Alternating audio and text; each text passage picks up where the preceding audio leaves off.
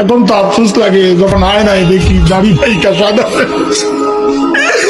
তখন থেকে চোখ সাদা হয়ে গেছে, বুঝি আরে টাইম তো শেষ। ডাক্তার এসে বললো যে কোনো মুহূর্তে, আমি কি করলাম?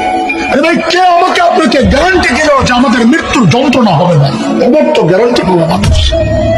আমাকে আপনাকে কে গ্যারান্টি দিল যে আমাদের কবরে আযাব হবে না? আবু বকর তো গ্যারান্টি দিল। কে গ্যারান্টি দিল যে জান্নাত পাওয়া যাবো? ওমর তো গ্যারান্টি পাওয়া মানুষ। ওমারও কি কেন এত উদাসীন হয়ে গেল? চুল পাইকা সাদা এখনো গুণা চাপতে পারে, দাড়ি পাইকা সাদা এখনো গুণা চাপতে পারে। কবে চাবে ওমর? কবে চাবেন তোমরা বলে? ভাই আমার আরে কাছে তোর পা গুলা দেয়, আমি একটু হাত চালাই, একটু ভুলা যাই, গুণা চাই হবে যাবে জায়গায় টাইম পাস না করে মালিককে টাইম দে। ভাবিস না বুড়া হবি, আমল করবি, ভালো হয়ে যাবে, সেই সুযোগ তুই পাবি। আরে মৃত্যু বলে কই আসবে না রে ভাই। কে জানে এই মজলিসও এমন মানুষ আছে যার কাপড়ের কাপড় দোকানে চলে আসছে। এমন তো দিতে পারে, কাউকে খবর দিতে পারে, বয়ান করে গেল মাওলানা হাসান জামিল কি দুনিয়া। এমন তো দিতে পারে। কোন ভরসা এইভাবে চলতেছি বলেন না? কোন ভরসা? সারাদিন মালিকের থেকে দূরে, সারাদিন দূরে, দুনিয়া দুনিয়া দুনিয়া।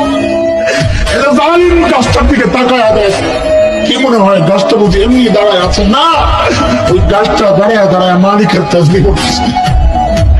যে নির্দিষ্ট কুকুরটারে তাড়ায় দিচ্ছ খবর নাই, ওই কুকুরটাও রুকুর আলো মালিকের তাসবিহ করে। পরিণাকে বলে আমি আর কি, আমাদের হাতে টাইম নাই, অথচ আমার এই মূল্যবান টাইমের একটা ভাগ ফেসবুকে পায়, ইউটিউব পায়, ইন্টারনেট পায়, খেলোয়াড় পায়, গায়ক গায়িকা পায়, নায়ক নায়িকা পায়, বন্ধু বান্ধব পায়, শ্বশুর শাশুড়ি পায়, সন্তান পায়, বিবি পায়। আরে পায় না কেবল মালিক।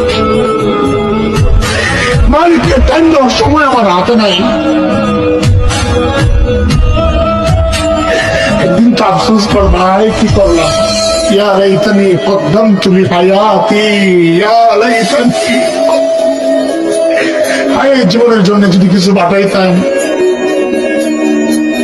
এই দেখ আমার দিকে তাকা, আমি তো এখন আফসোস করি, আরে যৌবনের 32টা বছর শেষ করলাম, আরে কি করলাম?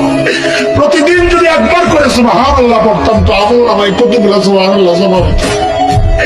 আরে 2 রাকাত করে নফল নামাজ যদি পড়তাম তো আমল নামায় কতগুলো নফল নামাজ জমা হতো। কি করলাম?